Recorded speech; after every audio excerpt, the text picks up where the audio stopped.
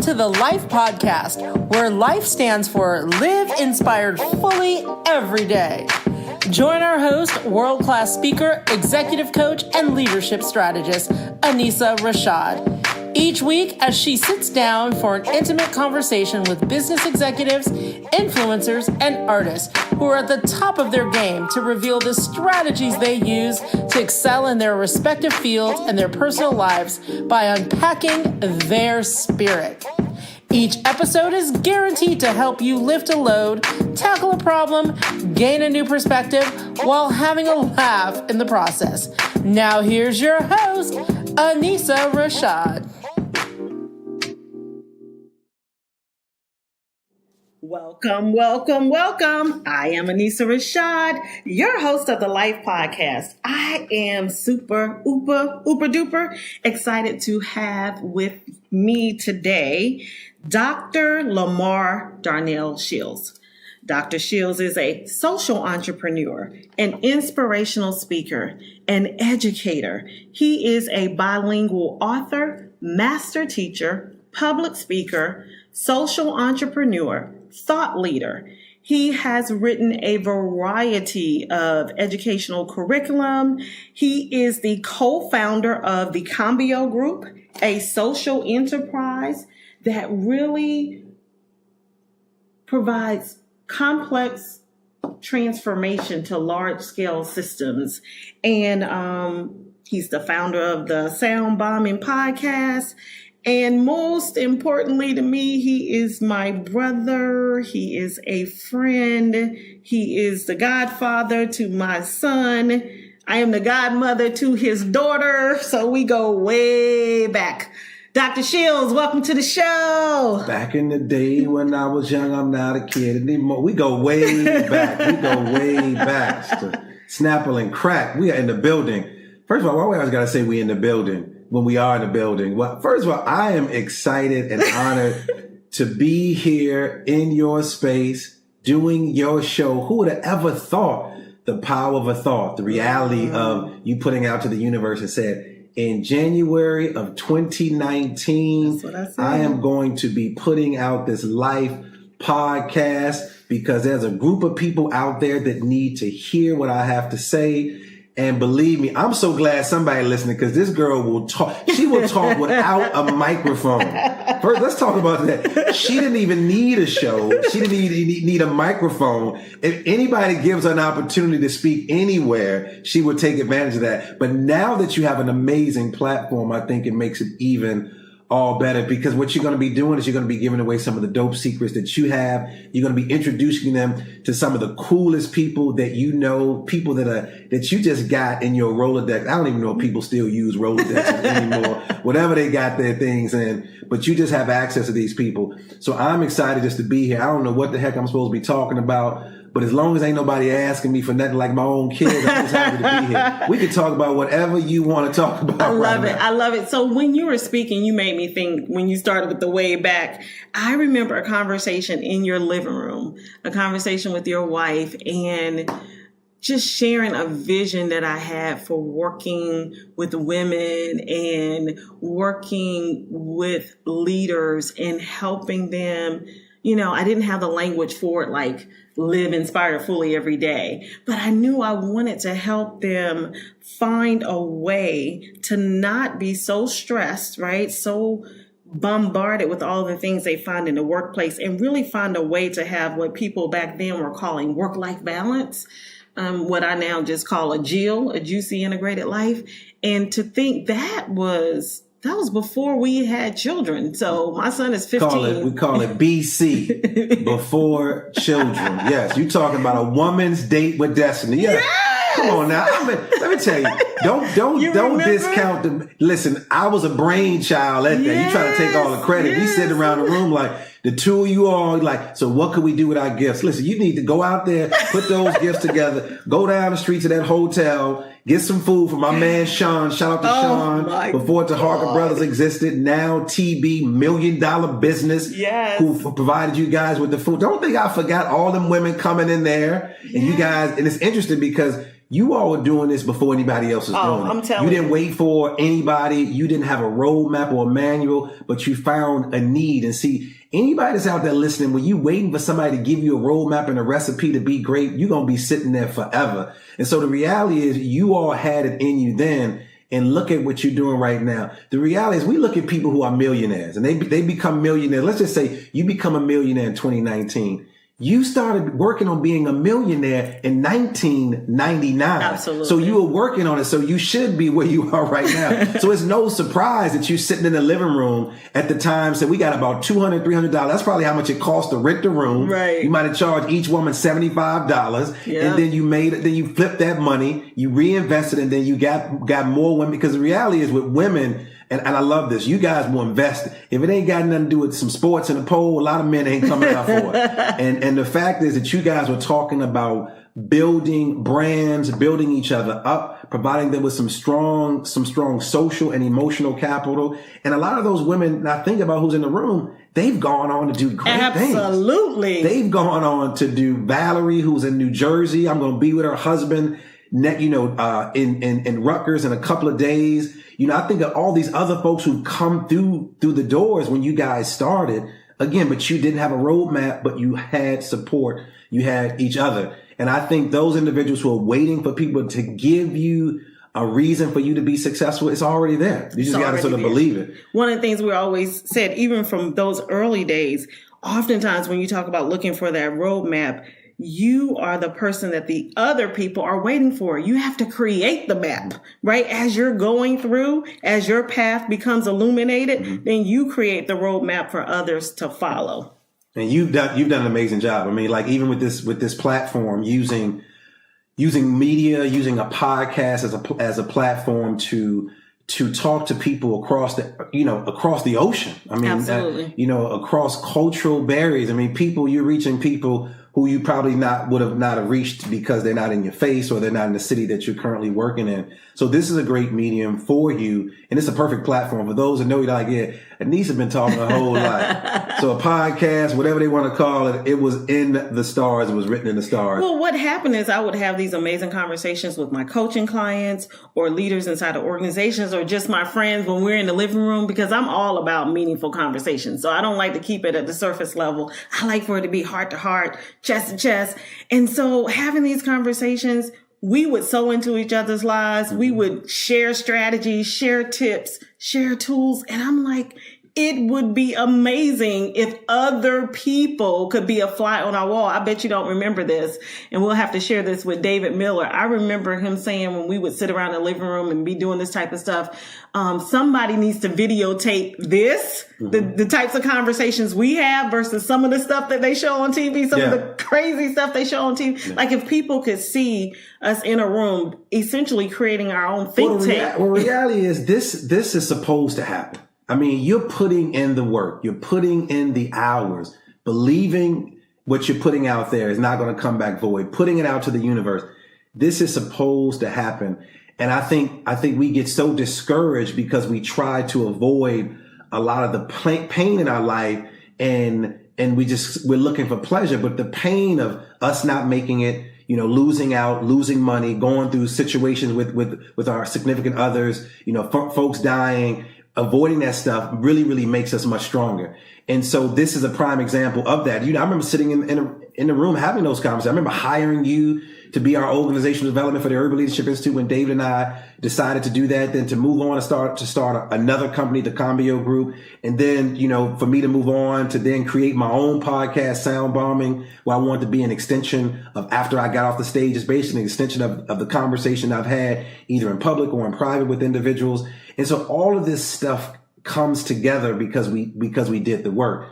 And so these are the things I believe that were supposed to happen. They didn't happen by accident or coincidence, which I don't even believe that actually exists. So tell me a little bit about what you do, is for the benefit of our listeners, and share one trend you're paying attention to right now as it relates to your work. So you asked me, what do I do? That's interesting. I don't even know. When I left the classroom, my mother to this day still does not know what I do. Like, well, you don't teach anymore and you don't do, I don't really know what to call it. Even when I post things on social media, I'm talking about serving. I never say I'm going to work. I say I'm going to Cali to serve. I'm going to Florida to serve. I'm going to Maryland to serve. My thing is really about pulling out the best in individuals, be it in the school system, be it a CEO, be it a correctional officer, be it someone who's working in the homeless shelter, is really the pulling out the best, because the word education comes from a Latin word which means educare. Educate means to sort of pull out. And in the world that we're in, we're constantly putting in. And my thing is to sort of pull those gifts out of individuals, just like the folks that are around me. And so I get a chance to do this all over the country, and I love it. I mean, cambio, which means, of course, being fluent in Spanish, cambio means change. And in that process, I am changing also. I tell people when they're out at a seminar that I might be leading, or a workshop that I might be leading, or I might be partnering with somebody else, I said, you guys just are in my space listening to my thoughts out loud. And if I say something that sort of moves you, then run with it. One thing I've really gotten good at in my work is asking really good questions. I mean, I've really learned that. Pedro Noguero, my homeboy, one of the dopest professors I know from NYU, now at UCLA, he says, when you ask different questions, you get different answers. And so I'm really learning how to start to ask a variety of questions. And I'm typically not giving people the answers. When we ask better questions, we get better answers. But I think when we comparing ourselves to others, then that's sort of when we look at it. We say, girl, I can't believe they got that big house. And girl, I can't believe anybody start their sentence off with girl, anything. You don't need to be listened to. Instead of just saying, why did they get the job? What do I need to do? What lessons do I need to learn? So how do we then sort of flip those questions? So you ask me sort of what are some of the trends that I'm focusing on? One of the hot topics that we're focusing a lot on with our organization is equity. And so when you think of equity in the business world, where you spend a lot of time, equity is about money.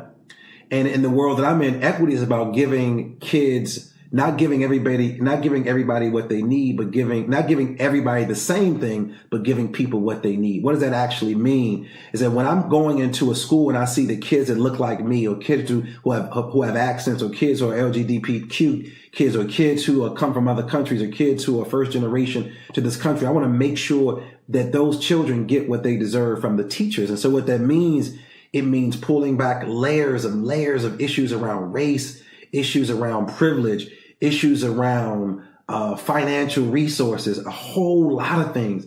And so a lot of my work lately, when I'm going into districts, is centered around this concept of equity, and how do we make equity for all children. But what that means is that when we're talking about making equity for all children, we also have to provide for the teachers that are working with these. So again, if I'm coming in to work with your school and you say, well, give me some strategies to work with the kids. Well, sometimes it ain't really the kids. It's, I can't even get my colleagues to come into a cafeteria or meeting together, or sit into a teacher's lounge, or be a part of professional development. So we're going to get to the young people, but how do we deal with those issues? And so there's this word that was thrown up or thrust upon me when I was teaching at City College. I always tell people, I look at Nelson Mandela, Trevor Noah, and Desmond Tutu. What are three things they all have in common? They all are from South Africa. What are three things they have in common? They grew up with a concept called Unbuntu. And Ubuntu is a South African term which means I am because we are. And Nelson Mandela said it this way. He said, in Africa, there's a concept known as Ubuntu, the profound sense that we are human only through the humanity and connection of others. It's not a watered down word like diversity. You say, we going to this new diversity training. Like, I ain't trying to go to diversity training. I'm not going to the teaching tolerance training, but I want to understand this concept of Ubuntu. And Ubuntu, if we were to go to South Africa and you would walk into a village in South Africa and you would hear this concept, it's Sabona. And Sabona means I am here. And the response is, I see you, I am here. And what that says to me in the space is that you are acknowledging me. You're acknowledging everything about me. I'm acknowledging you as a woman of color. I'm acknowledging you as a woman from the South. I'm acknowledging you as a woman raising a black boy. I'm acknowledging you as a woman who's wearing glasses. And that's the concept, or the trend that you use. But I said, be careful of using the word trend, because sometimes we think it's trendy. This is something that's not going to go away. In the state of the country that we're dealing with, the current administration, I am going to be in work for a very, very long time, because the people that are making the decisions are making some unethical decisions in the face, in front of, and directly in connection with our young people and our children. And so I'm enjoying this work. It is hard. It is hard work. It is a lot of work. But I always say, if If we believe that all men and women are created equal, think about that. Then what actions do I take to believe this on a daily basis? Prove to me that you actually believe that. When I walk into your space, I should see it. When I open up your refrigerator, I should see it. When I look at the things that are on your wall, I should see a reflection of the person that I'm coming to see. And quite often in those spaces, our spaces aren't reflective of who we are as an individual. And so when I come into a space, when I walk into a school building, or if I walk into a CEO's office, I'm looking for equity as soon as I get out the car. I'm looking for how the kids get off the bus. I'm looking for how I'm greeted when I walk into the school building. I'm looking for when I walk down the hallway, when I walk into the cafeteria. I'm not just looking for it amongst racial issues or gender. I'm looking for it in individuals. And that's what this concept of Ubuntu has really, really taught me. And I think Desmond Tutu, who I've never met, who articulated that message to me well enough in tons of videos. But I also want to acknowledge one of my former students, her mom, Dr. Nkobo from Morgan State University. She was the one that introduced me to this concept, and I wrote about it in my book, What I Learned in the Midst of Chaos. And I was looking for a word that identified who I was, or at least who I was growing to become. And Ubuntu was the concept that sort of stuck with me. And it's a word that I use all over. And it's almost like one of these sexy words. Like, what does that sound like? Ubuntu, Sabona. You want like Sabona. And they're like, yeah, Sabona, Sakona. That's the response. And so I love it. I'm just really introducing people to that. So I want to introduce it to your audience members as well. Oh, thank you for that. We love you for that. You talked about being good at asking good questions, because that is what it really boils down to. So I'm curious, what questions are you grappling with right now? I'm always the question. And specifically, I'm thinking you're a business owner, you're a father, you travel a lot, you are constantly in a situation where you're serving. Mm-hmm. So I'm just curious, what questions are you grappling with right my now? question always, I'm that black and brown boy from the south side of Chicago who struggled, you grew up with mixed roots all throughout his community. Folks with different accents in the family and from different places and different countries and in different parts of the world, and from the South and the North, struggle with growing up in a rough community. And I struggle sometimes walking in these spaces because there's always this level of feeling inadequate, because I remember when I was not enough. And the question becomes, when do you feel like that you're going to be enough? Being a kid who was kicked out of school, a teacher said you wasn't going to make it. Being a kid whose dad wasn't involved, said you're not going to make it because stats say this. All that stuff carries over when I walk through those doors. Whoever says that those things don't carry with them, they are lying. They do. I'm telling you, I'm speaking my truth and honoring my truth. So I'm constantly asking my question, am I enough? And hell yeah, I am. But I got to remind myself every day. I also ask myself, is it worth it? Is it worth me being away from my family? I think about Dr. King and I think about Malcolm X, and I know, and I love the two of them. I love Malcolm, but I know that they weren't the best fathers, because they couldn't be the best fathers, because their work was beyond being in a household. It was beyond that. And it was a sacrifice that they made. And I asked myself, am I willing to do that? Am I willing to sacrifice the time of my children? So what I do is I use technology. I FaceTime with my kids. I pray with my kids before they go to sleep. I'm bringing them things back from places where I go. I'm asking them questions about where I am. I'm asking them to look up places where I am and those type of things. I get the opportunity, the beauty of being an entrepreneur, I get the opportunity to bring my kids into these spaces. So I'm asking myself those questions quite a bit. I'm asking myself questions about being on the road. I'm very nasal right now because I'm in and out of airplanes all the time. And I am constantly taking care of myself, but this body was shut down. So I'm asking myself, is it worth it? Is it worth me, being sick? And I want to be at home, in my own bed, but I can't be because I'm on the road. Is it worth me fighting with people who just don't get that they are racist, that they don't get that they implicit bias affects everyone, that they don't get the fact that they are privileged? And I'm not just talking about white privilege. I'm talking about black folks who think because they look like the kids that they work with that they're much better. I ask all of those questions. And I ask questions about, am I going in the right direction with my work? Is my work going to leave a legacy for my children, and or is my work going to leave a legacy for me? And or if the work that I'm doing, if the creator is is excited about what I'm doing. Is it enough? Is it enough? Is it God's work? And I'm always thinking about those things as I evaluate everything I go into. When I go into a space and when I'm prepared, like before we began, you talked about doing your intentions. I light a candle, I do a prayer, and I do a meditation before I even start to write or open up my computer, because I want the people that are going to hear me to feel like that they are a part, like it's a performance. I want them to feel like, man, I came to a perform. Like, this brother performed for us. I mean, he danced. He gave it to us. He gave it to us. He spoke. He did spoken word, and he used these images, and he used the music. And so when I'm finished, I'm worn out. Mm-hmm. So it's hard for me. I don't know how these preachers do 4 sermons a day. Because when I just do one that includes finding music and finding appropriate video, as I'm putting this together, I'm thinking about, if I were an audience member, what would I need to hear in order for me to be moved? And that's what I go into. Most speakers that I talk to, that I engage with, and I meet a lot of them, they don't think about that. I'm the guy who, I'm quite often trying to picture myself in the audience, listening to the speaker and saying, this is what I need more. That's what I need more. And so when I'm putting my presentations together, that's what I'm actually doing. And you do phenomenal presentations. You talk a little. We don't even know how to receive compliments. You say, so you look good today. And this old shirt, look at my head. Fool, receive the blessing Say and thank keep you. it moving. Thank you. You don't have to do anything else. That's it. That's all you have to do is receive. So when you talk about the giving, it reminded me of a book. We've talked about a lot of things over the years, but the book 29 Gifts, mm-hmm. which is really one of the books I would highly recommend that you, if you're looking at, what's the way that I can give? It doesn't have to be major. It doesn't have to be. I started a process with my son when he was younger, and it was after reading this book that we started this practice where we would take little Post-it notes. We would take little Post-it notes, and we would take, depending on our money, we would take $1 bills and attach them to the Post-it notes. Sometimes we take $5 bills and attach them to the Post-it notes. And then he'd have his stack and I'd have my stack, and I might write on there, "You are loved." I might write on there, "You are enough." And we had all these phrases. I let him come up with his own phrases, and we would give them to people, just randomly give them out to people. And so my son, when we first started, he was like, "Well, Mommy, how do I know who to give it to?"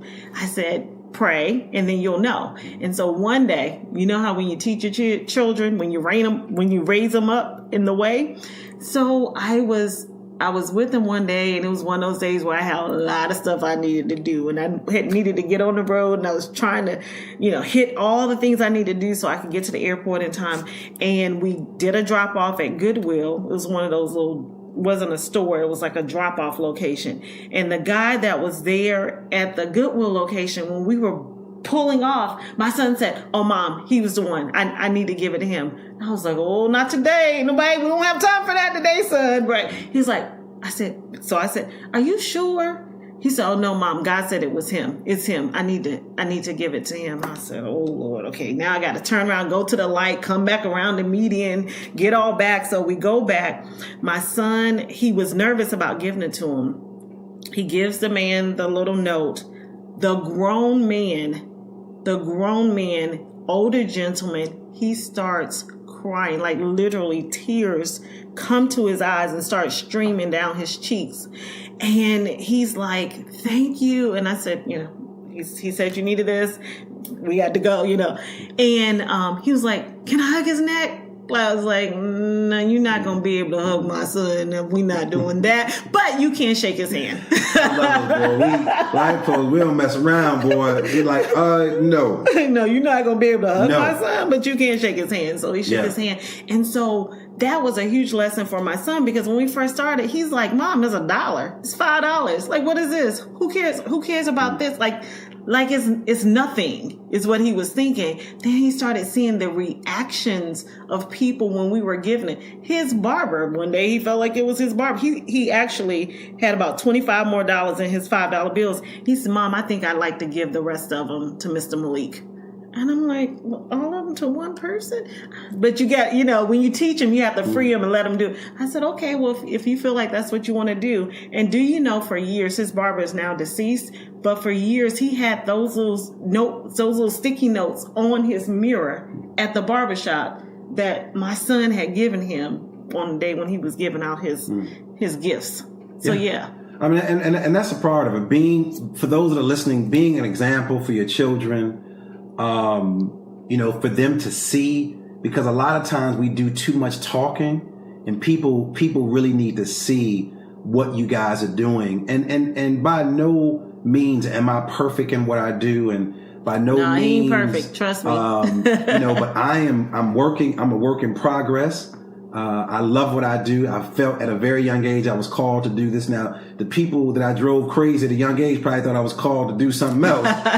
But again, the big question I ask your listeners out there. So what's your excuse for not living the life you love? I want you to think about that. Like, for those that listen, so what is your excuse for not living the life that you love? Because I'm sharing with you why I'm living the life that I love. And I want you to think about that. I want you to write it down and ask yourself those questions. Why am I not living the life I love? And you can either think it, you can write it down, or you can actually think about it. Because again, every day when I wake up doing this work. My mother, like I said, I joked about my mom saying she didn't even know what I did.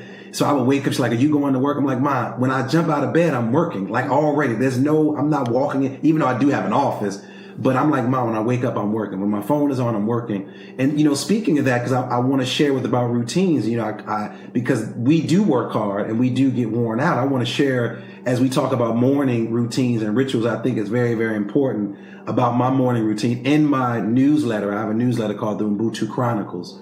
And people always talk about, and in the next episode of the Unbuntu Chronicles, Dr. Lamar Darnell Shields travels to Atlanta to do X, Y, and Z. People think it's like an adventure. But in the newsletter, I talk about, my routines and the things that I do. And when I wake up in the morning, I'm very mindful of having a ritual. And my ritual is a meditation practice.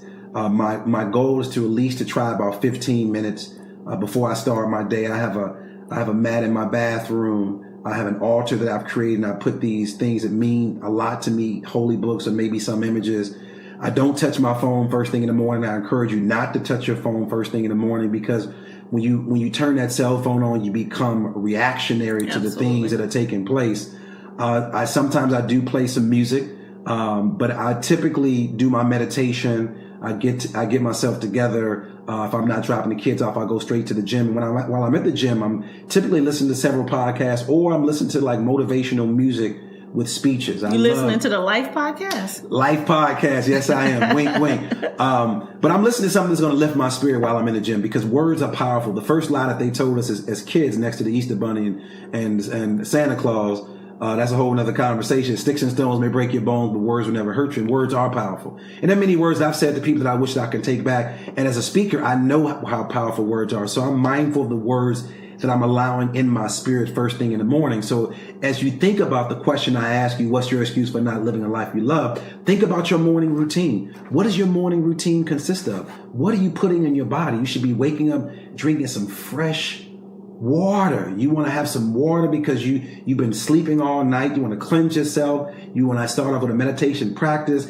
You want to write in your journal a level of gratitude. Then you want to start your day. If you just start your day waking up cursing everybody else out because you stub your toe on the floor, on the side of the bed, that's the way your day is going to be. So again, understand it's very, very important for me, and I'm speaking my truth, is to really, really honor that morning ritual is very, very important to me. And I've been teaching for years my morning jam, which is very consistent with exactly what you're saying about getting up and jamming. Before you allow everything to enter your space, hold that time to be sacred. I think even yesterday we were together, and it was about 4 p.m. before I tuned in with my phone for the first time all day. It was a weekend, so I literally just said, hey, I can do this day without this phone.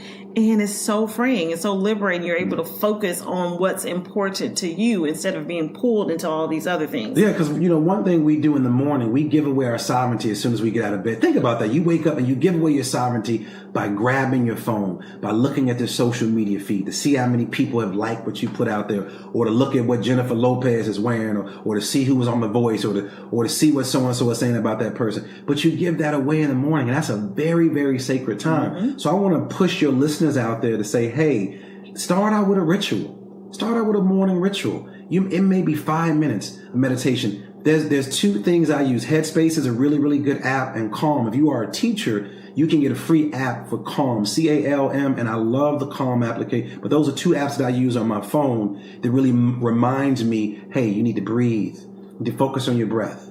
You need to turn the phone off. You need to do those things. And so I am very mindful of that because, again, it really, really slows me down if I'm doing all these other things, but my energy raises up when I have that morning routine. And let me say, Anissa, when I don't do it, my day is not the same. Mm-hmm. It is not the same. And when I assessed myself from being on the road this week, and I shared this with you, I realized that there were some rituals I hadn't done. And the one thing I didn't even mention in here is I do a smoothie or a juice every morning. Mm-hmm. And if I don't have one made, there's something in the refrigerator that can replace it already. Mm-hmm. And so I'm sharing with you the things that have worked for me, that have really, really shifted my mindset, and has also shifted my practice of how I see and how I take on the world when I start my day. And it's so interesting. And what I hear you saying, the theme is, and I know this about you, is being consistent in what you do. And so you wouldn't remember this because I don't even know if you were in the room, but I remember my goddaughter, which is his daughter, she must have been about 4 years old. And I walked into you guys' bedroom and she says, "Come on, godmommy, let's do yoga." And she pulls out a yoga mat from under the bed and then she rolls it out and she wants us to get down on the floor and do yoga. And I said, wow, somebody is teaching my baby right in this house. I love it. I can't get up behind her, do no yoga or meditate right now at 17. You know, boys, I get to sit still. They say you can't get them to do it. And I'm like, eventually I'm going to get them to do it because I'm getting them to just to be in the moment because our minds are constantly racing and racing and racing. We have so many different thoughts that are going on. We just, as we talk about doing meditation, let the thoughts come. They call it a monkey brain. You know, your brain is all over the place. Our brain is very, very powerful. But I'm telling you, the research around meditation has been amazing. The things it's been able to do for individuals, from, you said, increasing longevity, increasing your sex life, increasing, how vibrant your skin and your body feel. All those things are documented. When I was teaching at Hopkins, of course, white folks there at Hopkins, white folks research everything. I always tell all the time, like, why y'all research everything? Well, they research meditation and yoga in these areas around kids that look like me, and they discovered these things started to shift. And so again, there's a body of research around meditation and what it's been able to do. So what principle, you talked about your practice, right? Mm-hmm. Your practice of meditation being your secret sauce. Mm-hmm. But what principle do you practice as a leader that you found that served you well over the years? So it's interesting. It's right in front of me. So my principles that I use for myself and when I'm introducing the work to individuals, because the thing with me, it's hard for me to separate who I am from what I do. It's a very, very challenging. If you see me working with kids and you're going to see me working with adults, I show up the exact same way. And one thing I always start out with is right in front of me. There's a great author I love. His name is Parker Palmer. Parker Palmer is a Quaker out of Pennsylvania. He's a psychologist. He grew up as a Quaker. And if you don't know anything about the Quaker beliefs, they're very introspective individuals. If you've ever gone to a meeting, it's very, very quiet. And when you move, you speak, you move to say something. Well, Parker Palmer introduced these touchstones to me, and I want to introduce them to your listeners. There's several of them. Extend and receive welcome. Be present as fully as possible. Always invitation, never invasion. Speak your truth in a way to respect others' truths. Learn to respond with honest, open questions. When the going gets difficult, turn to wonder. Attend to your own inner teacher. Trust and learn from silence. Observe deep confidentiality. Be open to possibility, and know that it is possible to leave with whatever it was you needed when you arrived. Those touchstones, adapted by Parker Palmer's work, one of the dopest educators that I know, who wrote a book called The Courage to Teach, has really shaped my thinking about everything I do. You think about those touchstones. Always invitation, never invasion. You invited me to this space. You allow me to speak my truth while I'm honoring, your truth. Trust and learn from silence. I may say something that don't really require a response, but in this loud world, we feel like we got to say something. Mm-hmm. But as a musician, as a person who loves music, I know it's something about the silence between the notes. But the one that always stands out to me is to be open to possibility.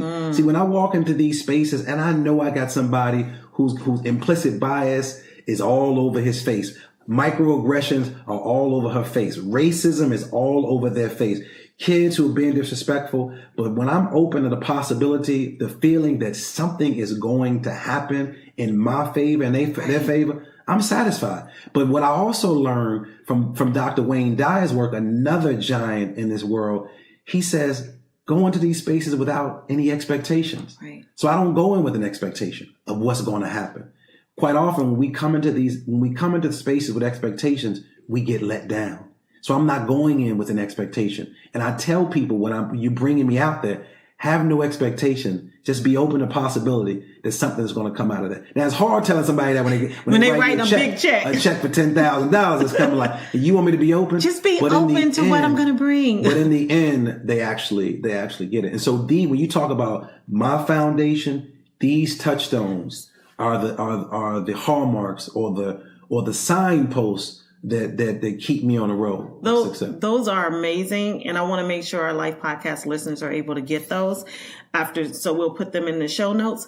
But what I wanted to ask you, how do you balance this? How do you hold these two spaces that I'm going to say that little boy inside of you that says, oh, I'm not enough, with going into the space and just being open to what happens? And I say it from a place of, I heard Wayne Dyer speak. He had a group of people in Hawaii and he was doing like a multiple day seminar, workshop session. And he was like there was no agenda. People paid a lot of money to be there. There was no agenda. And we're just going to kind of see what happens over the next couple of days. And I was thinking, oh my God, when I think about how when I'm bringing people into a space, I want to, in my mind, this is my thinking, I want to be, make sure I deliver maximum value. So I am planning all of the moments. I am planning when they enter. I want it to raise their vibration. So what's happening when they enter? The fish fulfill his life, being stupid because he can't climb a tree. And so again, sometimes I felt like that fish as a kid. I'm like, you know what? I don't have to climb the tree. The tree could be in the water because there are trees in the water, right? So I don't like to sort of be in a box. So I do sometimes bend, not break, bend to appease the people. But I've never come across a client who wasn't pleased with what I delivered. But I do know that people like you in the space, like, where's the agenda? What time we're starting? Because that is me. And with some people, even when he's coming down for a visit on the weekend, like, what time will you be arriving? What we laying out the whole. He like, girl, I don't want to do all that. Let's just be free. And that's the balance of it. I mean, even though I do keep a pretty tight schedule, but I think that pushes me too. Mm-hmm. But I think I'm also pushing the other person as well. Right. So I'm being pushed, even though I'm the client.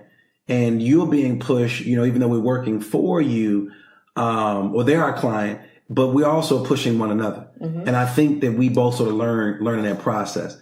And so I think it's a learning process. And for each person or each organization that we work with, it's a learning process. So I haven't heard anybody say, hey, the evaluations sort of speak for themselves. Is everybody pleased? Hell to the no. Am I trying to please everybody? No, I'm not, because I would not be successful if I did. And I'm not one of them people to say, well, if I save one person. No, my goal in that, let me just be real. I'm coming in to tear that thing down. That's my goal. So you're not on if I save one person. No, my goal is I'm coming to rip this thing up. Okay. And I want people to feel an experience, say, man, I don't know what just happened. Mm-hmm. But it happened. But it happened. My goal is to wow folks. So what are you reinventing? Like, what are you innovating on? And I'm curious from two perspectives: in your personal life, but also you run, like we're talking about you out speaking, but you run this huge organization, the Combio Group, that's making huge transformation in the world. And so what are you kind of innovating on inside of your company? And I have something in mind that I know you're working on, so I hope you talk about that a little bit. We're working on a new project. One, it is scary. We just partner with an amazing husband and wife team out of Maryland, where they're taking our content and streamlining it online, which is going to be amazing. Because right now it's about how can we touch the masses of individuals, because having me come out to a school to speak to 20,000 people, that's ineffective. And I'm not just going to take the money and run. I'm like, let's figure out what we should do with these resources. And so we're right now working with an amazing group of people And we're excited about this company that we're working with that's going to streamline the work that I've been doing, the work that we've been doing at the Combio Group, to really extend this work around equity, because this is a conversation that's not going anywhere. And so let me jump in. It's not changing. It's getting bigger and bigger and bigger. So I'm going to jump in because somebody listening, when I think about a person who goes out and speaks at schools, I'm like, well, are you the person that come and they bring all the kids in the gym and they have or the auditorium and they have an assembly? Yeah, I do that too. I do all that. But explain the work you do around leaders of systems and in terms of transformation. See, the thing about me that's different from most consultants, like I'm that guy who can come and do a training with all the superintendents and all the principals. But then you also catch me next door, like, who's that in the auditorium or the gym with the 10th, 9th and 10th, 11th graders talking about, repeating this mantra and point to yourself and talk about you're great and all those things. I'm that same guy. A lot of folks don't like to do that. Mm-hmm. A lot of folks don't like to do that. So when we get calls, or when I get calls to come to schools, a lot of my work is centered around working with Black and Latino boys. And so what's happening when you look at almost any educational marker, Black and brown boys are at the top of any and everything negative. Your son could be a minority at a school, and the majority of the kids that look like him are being suspended. So I get in to come, like when I walk through the door, it ain't a good look. Like when I come in, I'm like the Grim Reaper, and I leave out, we feeling much better.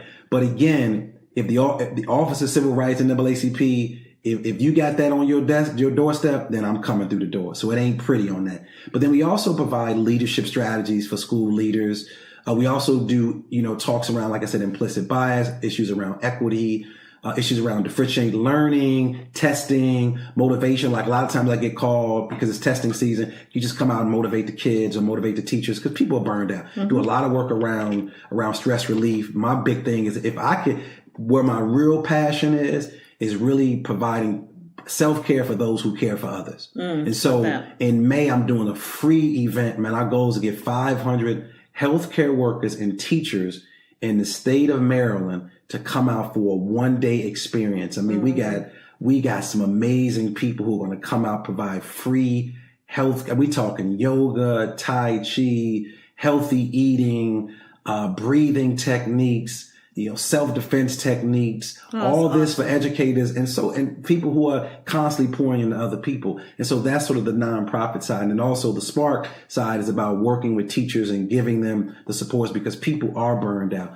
So there's a variety of things that we do at the Combio Group. But the new piece, this technology piece is what we're really excited about. We're taking everything that I sort of discussed, the equity work, streamlined it. And then, for example, if you are a school district, let's say you're the superintendent of the Los Angeles Independent School District, and you're like, hey, because you guys are the second largest district in the country, we want you to work with all of our teachers. So, of course, I can't work with everybody, but I can, if you got a computer, you can click on the on, off, and button. We got a series that we're creating. So I'm so excited about that. That's taking it to a whole another level. Amazing. So I'm excited to see how that rolls out. And so we talked a little bit about your rituals. Mm-hmm. So I'm just curious because this was one of those weeks for you where I think just back to back of being on the road and just kind of got a little under the weather, a lot under the weather actually. And so where do you go for inspiration? Where do you go for inspiration? Yeah, man, I got to go back to meditation, prayer. And I am an avid podcast, NPR, Tiny Desk, my man Shankar, Hidden Brain, Tom Ballou, Impact Theory. I'm like watching everybody that's dope out there. That's where I am. It's like, I love when people do interviews and let's just say you interviewing Prince. You say, Prince, so who you listen to in the car? And Prince like, yo, I'm pumping that Jay-Z because I'm a fan of these individuals. So that's sort of where I get but my inspiration really, looking at my kids is inspiration, man. Just watching these jokers grow, spend all my money. That's why I'm on the road, be real clear. You being nice, your goddaughter is what's keeping me on the road. Believe me, I do, and I don't brag about it. I thank God because you got to be mindful because this is what I asked for. I don't want God to be like, well, you did say you was working too hard. Like, God, I'll be real clear. We want the money to keep flowing because I'm saving lives in that process and I'm able to give back not only to my own children, but to other people that don't have things. But I do during that time when I was stretched out in bed, man, I was watching Tom Ballou. I'm watching stuff that he's talking about. I'm listening to a lot of speakers. I love Hidden Brain. I'm a huge fan of a show that my son and I watch called Brain Wars on Netflix. I'm enamored by the brain. This thing that we call the brain, this organ, it just amazes me. And so anything around that, I'm constantly watching. I don't watch TV that often. I can check into a hotel and rarely turn the TV on. But I do have rituals. When I come into a hotel, I pray, clear the space out, light a candle. I always buy my food. I bring either my juicer or I bring my small bullet because I'm mindful about the things that I put in myself when I can't get to the store. But I'm a Whole Foods junkie. I think we've been to Whole Foods about 4 times since he's been here. Yeah, so shout out to Whole Foods. I'm a huge Southwest Airlines. You know that I'm always talking about Southwest Airlines. Always taking care of the kid. So, and I got prayer warriors around me. I'm so grateful for their strong family who are taking care of the kids in my absence. And so I appreciate all those individuals who do those things for me. So give me 3 tools. 3 tools you use to help you stay on top of your game. It could be an app. It could be a delivery service. Like 3 tools you use to help you stay on top of your game. Well, I gave you one. I'm a big fan of Hidden Brain. Mm-hmm. NPR, Calm, Headspace, and any meditation app. Right. Those are the things that I'm constantly listening to. Last question.